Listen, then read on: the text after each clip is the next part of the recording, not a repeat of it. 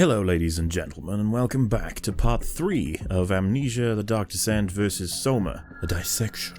Now the last thing we covered was essentially a summary into Soma's storyline. Similarly to Amnesia, we are now going to check out some of the things in the story that some people may have missed, maybe approach some criticisms, and overall just really expose some more of the cooler things about Soma's storyline. So, let's get right into it. There's way more to the story in Soma. It's honestly huge, and everything is written within the gameplay. By that I mean every motivation every character has, every location and how it fell apart, how everyone died individually, it's all there. There is a mod that removes the monsters from the game, and honestly, if you want to absorb the story without incident, I can fully recommend it. The thing is, the horror blends so well with finding out what happens. You find yourself desperate to piece together and remember bits of information, all the while making sure you live to find out more.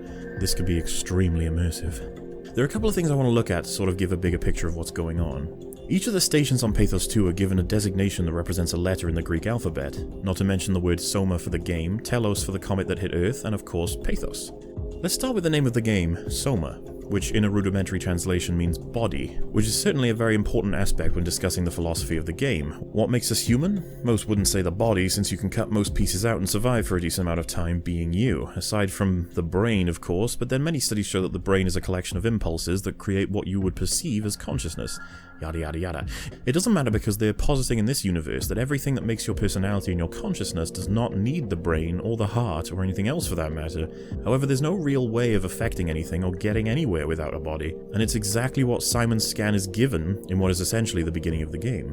I really believe that people can come up with their own symbolism for these words. A basic one for me is that the body is the one thing that isn't properly assessed by the WoW in the game, and it drops scans in anything that it thinks is good enough to hold them. We are rarely happy without being able to affect the world, vegetative states are horrendous, and maybe that's part of the point of Soma.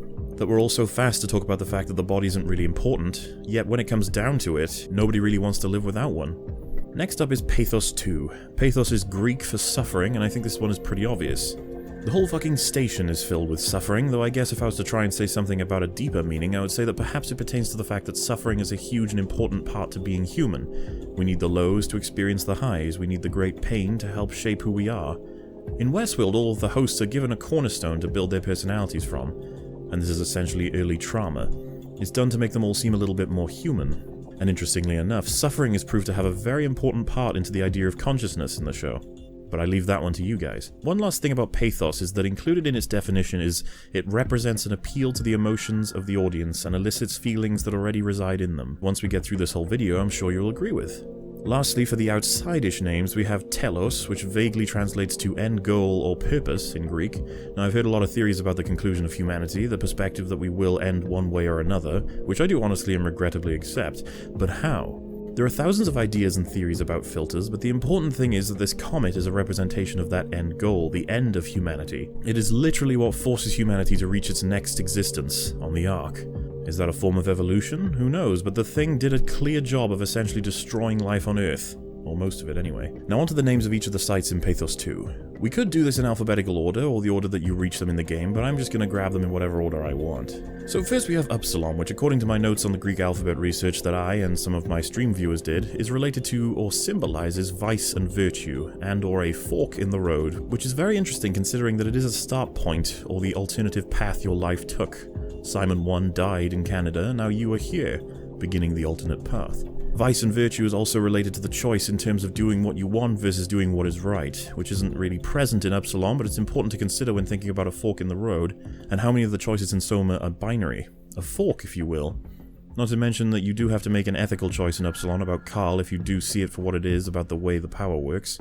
Overall, I see it as a metaphor for starting to consider who you're going to be in this game, and maybe learning more about yourself and how you perceive life. You will make hard choices in this game, and they will be made when considering everything. The interesting part is how you rationalize it because it feels wrong no matter what. It's about building you. Next up is Lambda, which has many references to the sun, and I can be quick with this one since the sun is often a symbol of hope. And when you finally reach Catherine, it gives you a grounding sense of happiness in that you finally have contact with someone who will know what is happening and how best to move forward with it. Not to mention someone to talk to in this terrifying world. Moving on to Delta, which is a station that really is only meant for you to activate a transport to get to Theta, the place is all about unlocking that ability. Akers, the psycho who ends up killing a bunch of people, was moved from Delta to Theta, where he wreaked absolute havoc. The references I found in symbolism for Delta is door, which considering that place is only functioning as a way for people to get to other places, makes enough sense to me. So then we have Theta, the site with the reports of the workers essentially all being dead or missing, the site where Akers managed to kill a hell of a lot of crew members, the site where we discovered recordings and notes about the suicides that occurred in relation to the continuity, the site where we found 3 proxies and Akers himself, the site that was littered in corpses in the amount that we had previously never seen, the site where you find out that 2 members died in order to help their friends survive. What's that? The symbolism for Theta? The vague meaning I could scrub together from my notes? Oh. It's death. So yeah, makes enough sense to me, once again. Omicron is a weird one. I couldn't find anything for it that makes any sense, so I leave that one to you, gentle viewers. Next up is Tau. This is the station that Lindwall dies in, and you find the Ark. The symbolistic meaning I found for this was life and resurrection. I think this pertains to the human species as a whole. We witness the very last human die, and then begin to seriously take steps for the Ark. A resurrection of the human race, in a way. Aside from that, you have your usual creepy monsters in this place that were of course reanimated, and the concern for life by many of the recordings we find in the area. So life and resurrection fit very nicely here. The last 3 areas are Phi, Omega, and Alpha. Alpha is where the Warden unit was stationed and controlled from. It's spread from there and is killed there if you choose to do so. So it's essentially the origin of the thing that will become the new life on Earth if it's left alive. Generally speaking though, the major drama of Soma is created by this thing, and it is the thing that maintains the sites and supports life there, aside from the default humans of course. So Alpha is a fitting name, I would say. Omega is the station that monitors communication and the results of the Omega space gun's progress. It is essentially where you would know the results of anything that fired from the gun, i.e. the Ark, the last vestige of humanity and the final culmination of everything that we had to offer as a species. Finally, Phi. Phi is the last location you visit in the game as Simon 3. It is essentially where the entirety of your experience in this game comes to a close and the reality of the situation truly sets in. Simon spent a lot of time justifying his choices by labeling himself as some kind of truer Simon. When he describes his experience at Omicron as being that of a lucky coin toss, he feels as though he is the correct Simon ending up in the correct body. He's ignoring the fact that they're all perfect copies and none of them are more Simon than the next. He will still feel as though he is the one, however, and he has to face this in reality in the final scene at Phi. Phi in philosophy is considered the generic act, generic meaning a descriptor of a collective that is non-specific. This to me is trying to say that we have spent so much time trying to define what makes us human and what makes us alive, that ultimately it doesn't matter.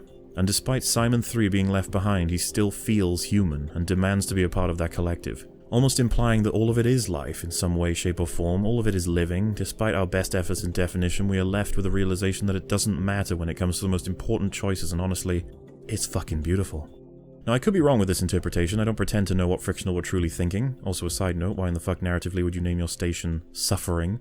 It makes sense for the events of the game, but seriously, could you imagine they named the new NASA spacecraft the Craigie? It's Greek for explode, so I think you get my point. Ultimately, these descriptions, analysis, and ideas could have been flipped around and changed, and there would still be meaning to be found, but this is the way that Frictional wanted their story to be told, and this is the best I could do to understand it. Hopefully you guys thought it was interesting, and of course you can come up with your own conclusions, but there are a hell of a lot more things to discuss about the story in Soma, and since we just covered 8 words, I think you can see how wonderfully deep this story goes. To be honest, I was just really surprised about how rote and basic that the story was, and its beats are so predictable that it absolutely offers nothing of interest after a couple hours in. Sure, you can continue to discover what the story is, but it's told at a glacial pace, the kind which Dickens would say, "Whoa, alas, your indiscretions are too short and your environments overstay much." Honestly, the entire game is opening a door, walking and listening to someone talk to you about crap, but constantly not telling you at the same time. You can occasionally hear the story being stretched out. Then sometimes the bad guys see you and you have to hide, which usually involves just kneeling down in place. The fuck was... What was that? That was a review. That... by somebody of this game. They said that. Okay, I'm a level with you. I checked out a lot of reviews to understand the general opinions about this game and Amnesia. Unfortunately for Amnesia, it didn't get nearly the kind of coverage by prominent or even talented reviewers because it was too busy being shoveled for Let's Play fodder. This means I didn't have a lot to work with for Amnesia. In terms of public opinion, really the only people that covered it were very low subscribed YouTubers who were doing it for sort of fun. Soma, on the other hand, it's been massively covered, and I've got a selection of reviews from both games from many different reviewers, and they're going to be cropping up now as we start moving into more of the critical side of analysis for these games. But yeah, the Amnesia side of reviews on YouTube, they're interesting. It is about midnight right now. I am in a basement with the lights turned off. And just to make sure they can scare me, I have a couple cats down here messing with things, and they already frightened me once when I was doing some sound tests. Something mustn't be forgotten. The shadow hunting me. Oh God, I'm in control. Hurry. My name is Daniel. Oh, I live in London at Mayfair. More like on the spectrum reviews. In what way was that a review? In what universe was that a review? As we go through every last piece of information to consume in this review, we will come across many different people making plenty of different points. Some are going to be by people I recommend checking out. Some are going to be people of the opposite experience. Some are going to be people who make me so fucking angry that I'll spend some time ripping into their retarded biased perspective to shreds and then analysing the channels and making conclusions about this website and the filth that propagates inside of it. Though I would like people to know that it's all in the interest of getting to the bottom of all this and figuring out the truth of Soma and Amnesia. Honestly though, spending so much time figuring out the story of Soma by playing it thoroughly, a total of 5 times since it came out, watching 4 different people play it, only to skim the surface and start to peel back the plot points that are presented on a plate to you if you simply remember the names and places. Then to start checking out reviews and I come across this dumpy fuck. To be honest, I was just really surprised about how rote and basic that the story was, and its beats are so predictable that it absolutely offers nothing of interest after a couple hours in. Jesus Christ, seriously, Soma has its flaws, okay? The story ain't fucking one of them. In fact, the focus on the story being so tunnel vision is probably why the other aspects have taken a fall. I'll explain that statement as we go, but yeah, fuck this guy. You do not know what you're talking about. There's only one clip from his video. Maybe he'll have good points when we have other topics that get relevant. We shall see. Anyway, back on with Soma. There are choices. Now, anyone who knows me knows how critical I am of choices in video games. When they have no bearing on the reality we're given, they annoy me. When choices that appear to do something, but are more akin to doing actually nothing, it annoys me again. Okay, fine, let's look quickly into Until Dawn. It's a game I like, okay? I said it, I like Until Dawn. Until Dawn is okay. It's a game that is more concerned with referencing horror from the late 70s to the early 90s, with some supernatural bait thrown in for good measure. This combined with a story that's told through the environment and the characters are annoying as all holy hell, make for a complete retro horror experience. Then again, the gameplay. The gameplay is what stops me from being able to hold the game any higher than what I was leading towards. Until Dawn leads you to believe that every choice matters, that all things lead towards something bigger. There are 2 major problems with this. Firstly, it makes you overthink the smaller stuff that really isn't important, and to be honest shouldn't have been choices when they're considering what they actually lead to. This essentially ruins the whole point of the therapist scenes, which are honest answers about you, to make you think and have fun. They have barely any effect on the world as you play. They almost stand in the way when you know there's no real point to the scenes other than being weird and quirky, but upon first playing the game you'll undoubtedly be asking yourself what the effect in the game will be. Oh no, will they populate the world with spiders or rats or clowns or fucking desk lamps? This is the player having concern with the mechanics and not the actual questions. The second problem is that you're genuinely more invested in these choices and it results in disappointment. The moment when you find out you chose something that seemed more logical and then are punished for it. Punished without mercy. Characters can die when you think you're doing the right thing. I decided to save Emily on my first playthrough because it's undoubtedly the right thing to do, and I was punished for it. I'm not saying that this turn of events shouldn't occur, but it would be nicer if it was done in a smarter way, possibly in a way that gives the player more understanding, or a way to correct this error. Or fuck it, give them a slew of QuickTime events, and if they fail any one of them, then they can cost the life of the person they're trying to save, instead of saying, you chose the safe path, or the good path, and we've decided that that was the wrong one. Ultimately, it makes for an experience that would have felt better if you hadn't given me any choices at all. I could just watch this story unfold, that or actually spend a hell of a lot more time on your game, refining these things and the focus of the player perception in mind. Then again, that's just my perspective. I would need to play Until Dawn a hell of a lot more before saying this shit is simply true. Anyway, choices in video games generally trigger me because, as Total Biscuit once put it, it makes no sense for a developer to make a game with decisions that diverge the game in meaningful ways, since that would be time and resources on something very well may not be seen by most players. In fact, you'd have to multiply that idea by hundreds if you wanted to reach the same level of choice freedom that we want, which is essentially real life. It would be a long time before we get there. So you're asking yourself, oh shit, is Muller about to shit on Soma for its choices? Since these choices have zero bearing on the game, which at least Until Dawn changed based on the choices, so it's clear cut. No, I adore what they did in Soma, specifically for the intention and then the execution. Let's go through these, shall we? Frictional really wanted players to feel as though what they were doing had great weight, and they couldn't be shoved off in a casual thought. What kind of choice are you bringing in? Like, how did that factor into every step of the creation of this game? Oh, every step of the creation. That's asking a really, really big question. So the choices that we've got in there, We've got, I think, a variety of... it all takes place in a scientific set of bases at the bottom of the sea and the sort of space between those. Each of those different spaces has little stories associated with it, things that have happened there. And the environments that you find yourself in, there are different things that you can do to progress, yeah? And you have different choices in those kind of mechanisms by which you progress. So, as you say, you can pull a lever and torture a robot on one thing, or you can pull a different lever and something else happens. And those choices that you make, you can learn what those choices will be from the environmental stories that you're uncovering.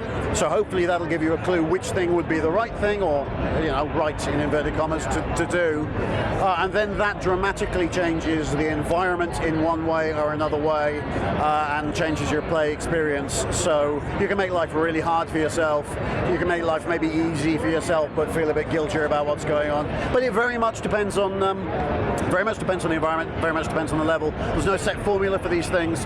It just has to be a part of the story, and it has to fit with the story. So I'm gonna try and sum this shit up before and after the evidence. Frictional wanted people to feel their choices, feel what they were doing, forcing you into a moment where your innate sense of what's right will override the scenario entirely, stripping away the reality that none of this is remotely real and you're sitting at your home playing a video game. For that brief moment, you are right there making that decision. The decision is not one that is meant to change the gameplay or one that makes the characters go on a different story path.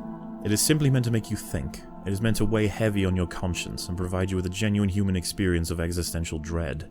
Something that is honestly very brave of the developers to even attempt, considering so many people fucking missed it. So let's have a look at these choices. Arguably a lot of this will be covered in the philosophy section of the dissection, but there are some very important things to mention here in terms of intention with storytelling.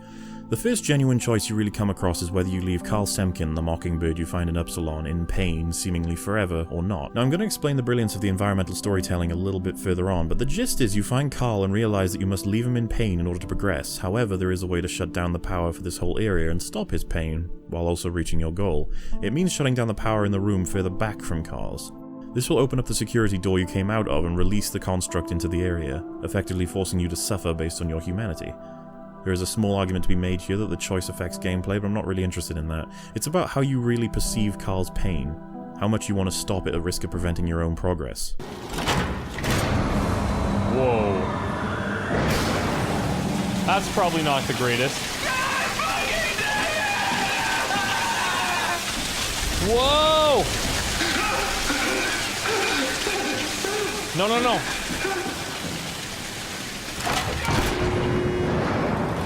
You okay? Please tell Amy. I need help. Holy. I don't know what to do to help you.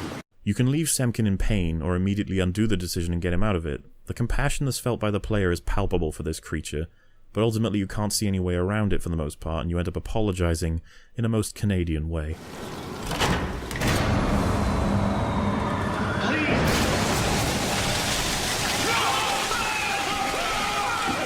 I'm sorry, Carl.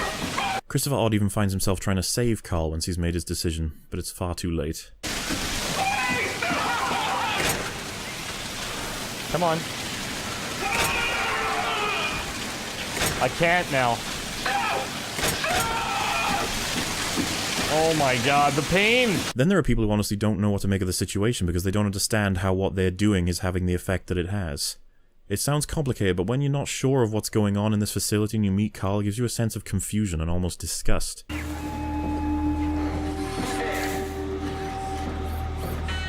the hell happened to you?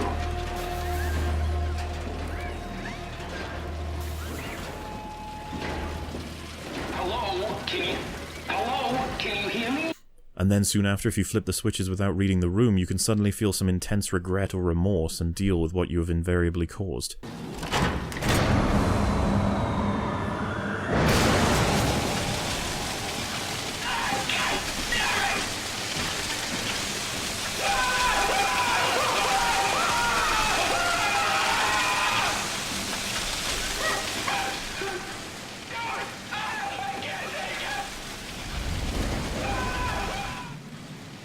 Oh! Oh! Oh! Oh, okay. Oh! I love how Mark can still hear the screams as he messes with the terminal. I'm sure that's on purpose, to really mess with your head. Regardless, the scene leaves you really uncomfortable because you've just done something to something and it simply doesn't feel right. This is essentially the easier experience and the intro to how much this game is going to start screwing with your mind.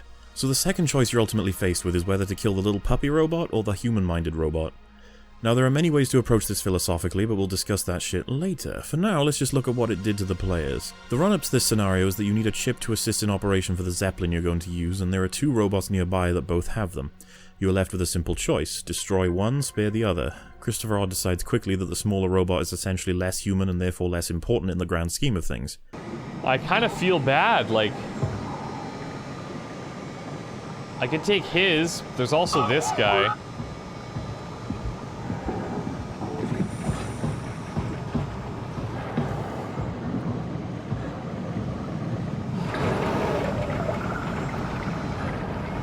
Man, I don't know.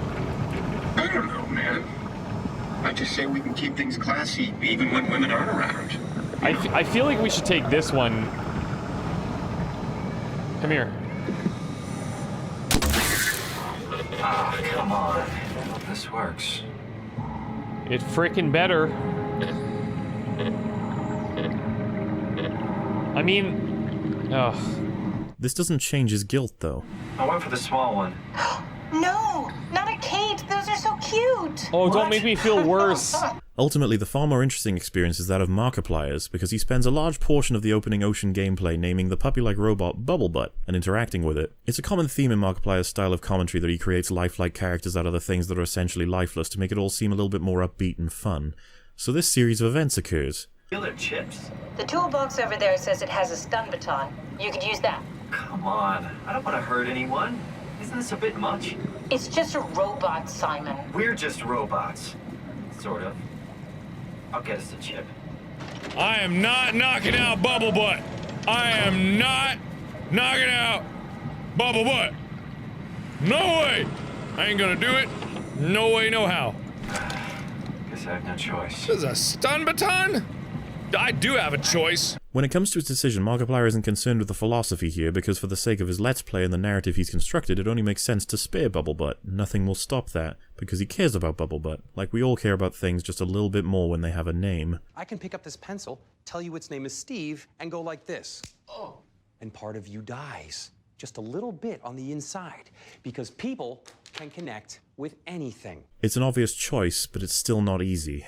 You should be able to knock him out with the stun baton you picked up. I'm not gonna knock out Bubblebutt. I'll knock out that other human-like robot before I knock out Bubblebutt.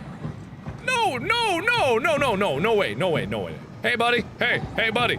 This won't hurt a bit. Probably. Maybe. I know you're probably a human consciousness in a shell, but frankly, I like Bubblebutt more than I like you. Because you didn't even want to talk to me. Unless there's another Did you option. move the cartridge casing? We need to test that one before we ship it. Oh, ethical choice. Ethical dilemma. There's no way, I'm not knocking out Bubblebutt.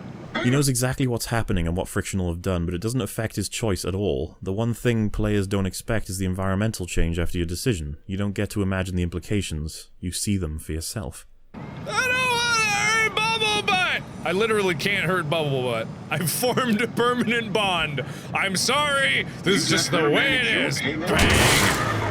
Oh, come on. Okay.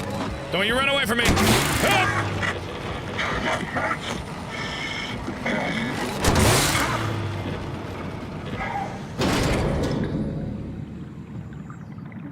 I feel like a bad man. And so what he expects to be delivered is right there. Mark killed the thing, knowing that his relationship with Bubblebutt could continue. I feel bad, but at least Bubblebutt's still here. No, Bubblebutt, don't run away from me. Bubblebutt, I'm sorry. I had to. No, Bubblebutt. It's all horrible. I didn't want to do that. This is clearly done on purpose, since the majority of players that choose to kill the more human-like robot would have done it to maintain the relationship with the cute puppy-like robot, which is severed the moment you complete the task. Regardless, it makes you feel just a little bit awful. I don't know, it's a bizarre thing to think about. Like, all these things that they're talking about, I was already thinking about, so I guess that just makes me smarter than everyone else here. No, it does not at all. I am a complete idiot because I made Bubble Butt not trust me. They're debating their humanity, and I'm just worried about a machine liking me. That's all I care about. Anyway, this is just another scenario that Frictional created to now ease you into making some more damning decisions later on. When I say ease, I don't mean ease, but, you know, it's just two random robots. Who cares about them, right? It's not like this is happening to actual humans. Also, I completely understand people's perspective that Markiplier's content is a cringe fest and that he cries on cue for more views or whatever, but I'm gonna say this here and just move on from it. I don't give a fuck what media people enjoy unless they're people who matter to me. You can hate his videos all you want, but I've never been given a single reason to dislike Mark's character. He's honestly a pretty great fucking dude from what I know. And since I'm a consumer of more darker, more serious, and more critical content, it's nice to watch someone clown around on a game sometimes. Not to mention the charity work that he does, and just the general happiness he brings to people. Consider this my moment of saying I appreciate the man. I like some of his content.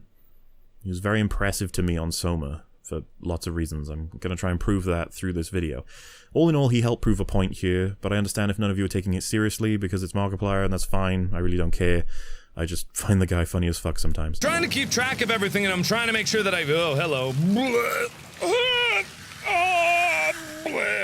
There's a small choice that's made by Mark and not by Christopher Odd during the game, and it's one of the things I missed the first 3 times playing the game. If you approach a robot lying on the ground just outside Theta, it tells you what it's thinking. Knowing the reality of the situation, you're able to make a choice here. Mark is all about the fun times and the upbeat living at large attitude, and he's forced to think about this and make a decision about it, in front of his millions of viewers, and it's honestly a little tragic. They saved us all. Uh-huh, they sure did. Oh, this is a sad situation. I could pull the plug. I mean, would that be ethical? Is it ethical at all to pull the plug on this living consciousness? The only copy of this person is here, and yet there is a plug that I could pull.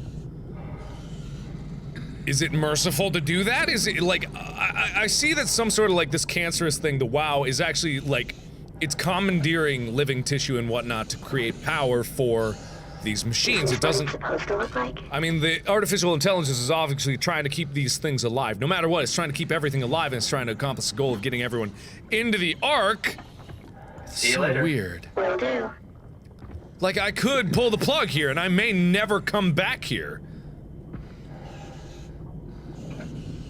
Like, what's the right choice here? I expected something different.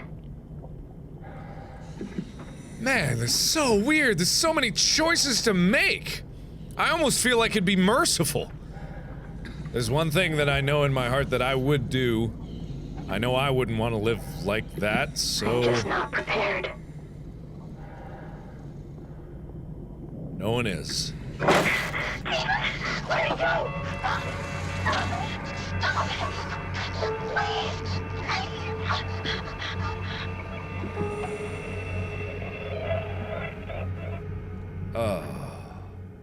I'm going to cover this a little bit more in the philosophy section, but for now, I just wanted to make sure it's mentioned. Next choice is more of a purely philosophical one. There is a copy of a worker from Pathos-II named Brandon 1 that you need to convince to give you a security cipher.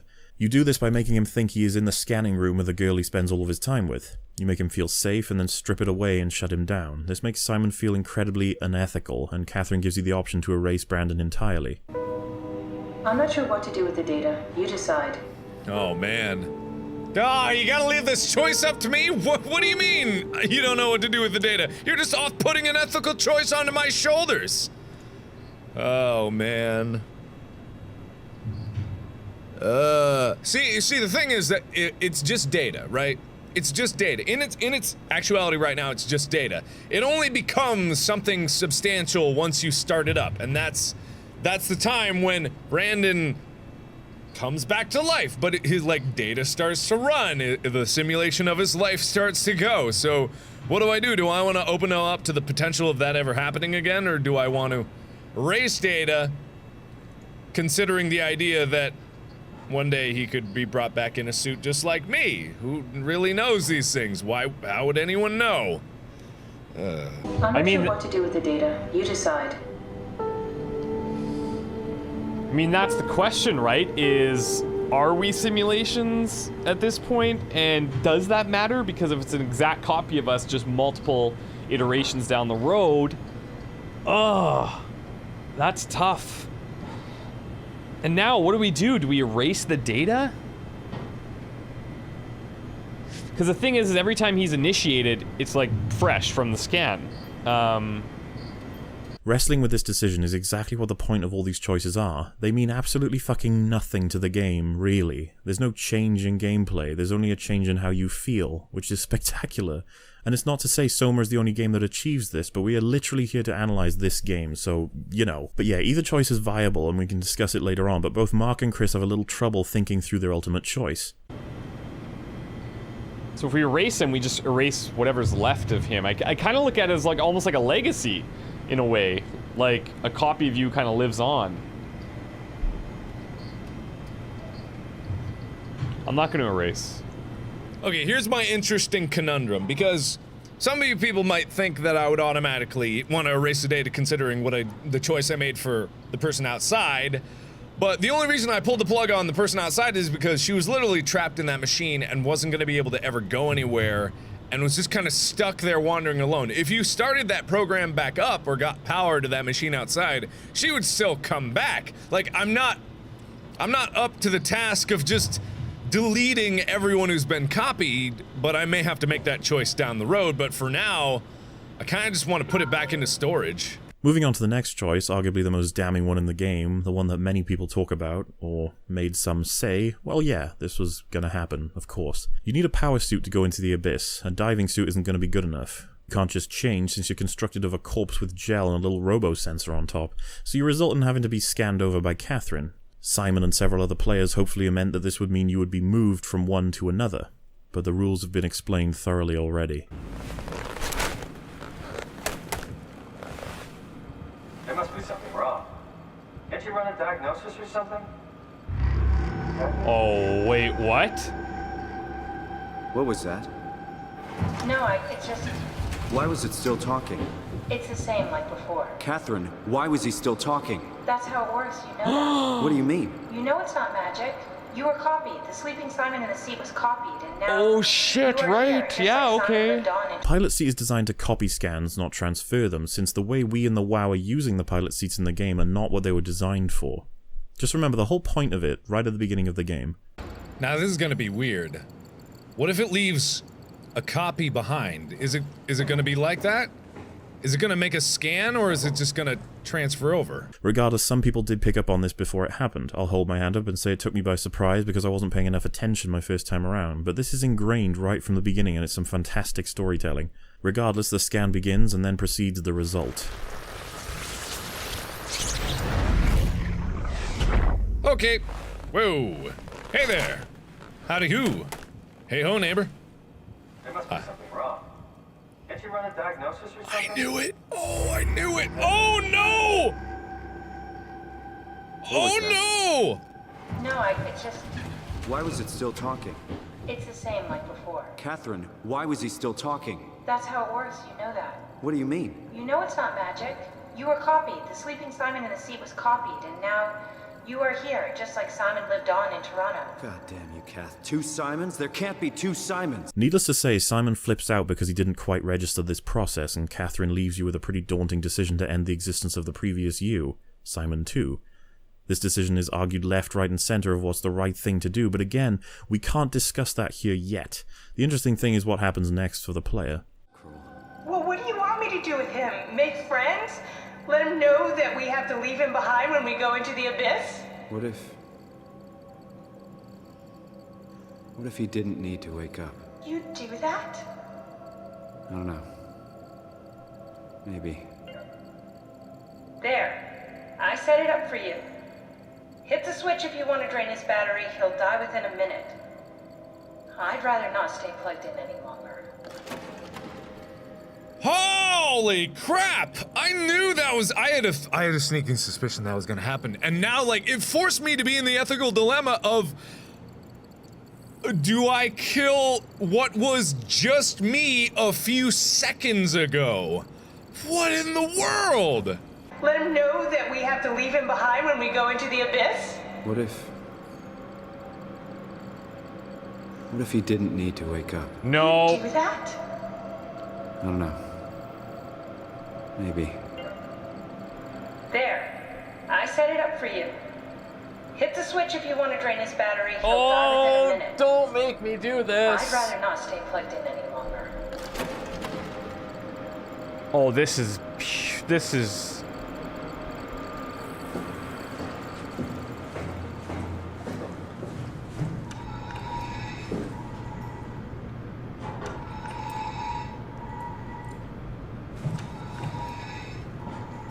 Oh my god.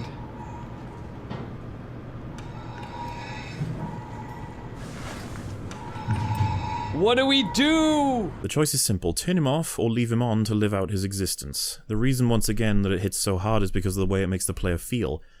You don't want to have to make that decision, but Frictional have always been masters of making the player do things they simply don't want to do, but understand as something they have to do, forcing you to think about this stuff. You don't want to think about it, we'll start thinking about it. I don't want to do this anymore. Needless to say, the two men come up with their rationale and move right along, trying their best not to think too much about the ramifications their choice has in the grand scheme of things. Like, this reaches a whole new level of weird just because that was me. And the game is putting it in a different perspective because the game is translating into, instead of me staying in the suit and obviously the game ends and then the other character goes on, it's forcing me the perspective that I moved from that suit and then my consciousness continues from that point. But the ethics of it is different because it's not necessarily, it's a continuation for the person in the new suit, it's not a continuation for this Simon right in front of me. How messed up is that? Seriously, how messed up is that? It's pretty cruel, like, if he does wake up and it's just like, uh-oh, he's all alone, but at the same time, if he's a copy of us right to that moment, we've been handling things pretty well. Except that he would truly be alone this time.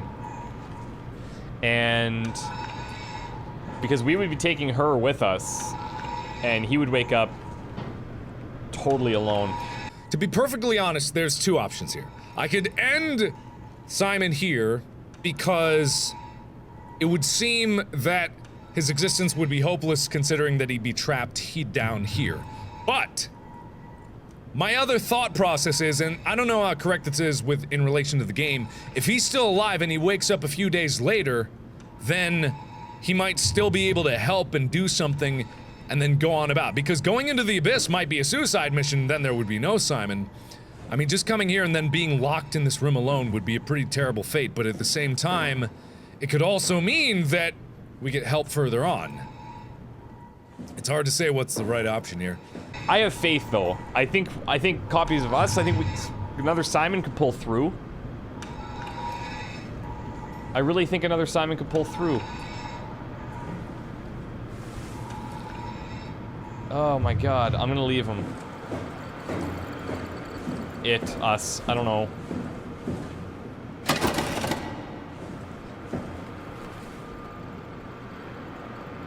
Oh. I mean, down to an ethics standpoint, it all comes down to the question, do I believe this action would kill a person in this moment, in this time? And is that mercy? Is that mercy for what it is? Like, how shocked would you be to wake up alone? But then again, that's kind of the way I woke up in this game originally. I didn't have anyone to talk about, but the only thing is that in his mind he knows that he might have been abandoned. Oh man, so hard, such a choice. Oh god, what would I do? What would I do? It's a weird logic thing, but there's use for him to be alive. I don't know how me, but not me, the character in the game. I don't know how me, the old me in the character game, is gonna respond to waking up and being abandoned, but considering his already will to survive, I'm thinking that maybe he would, you know. So me personally, I feel like there's still use for that Simon to be alive. As weird as it is to have two copies around and how bizarre that is, I can't pull that plug. Not just for the sake of it's really bizarre, but for the sake of could mean something later. And there you have it. They made their choices, and their communities tore apart their comment sections discussing how right or wrong that decision was. The thing that stood out to me was that both Mark and Chris took one look back at their previous body with a sense of remorse and guilt, and how this whole scene with both of them trying to figure this out was just fascinating to watch. This is the entire point of Soma, right here. This is why the story is more important than any other aspect. It's the driving force for the philosophy of the game itself, and it's masterfully delivered. We can ask all these questions, what it means to be human, etc., but it's about the vehicle in which it's presented. You can't just say it. These players get slowly pushed into these scenarios and realize that it's up to them to really weigh up these decisions. I feel like a bad man! And my goodness, we've already ran out of time, I'm afraid. We're gonna have to split the story analysis of Soma into 2 whole videos now. Next time we're gonna look at the remaining choices in Soma and a little deeper into the story itself, while also comparing it to Amnesia, and hopefully coming to a conclusion about really the quality of both games as storylines. Regardless, I hope you enjoyed the video, thanks for watching, and I'll see you next time. To be honest, I was just really surprised about how rote and basic that the story was, and its beats are so predictable that it absolutely offers nothing of interest after a couple hours in.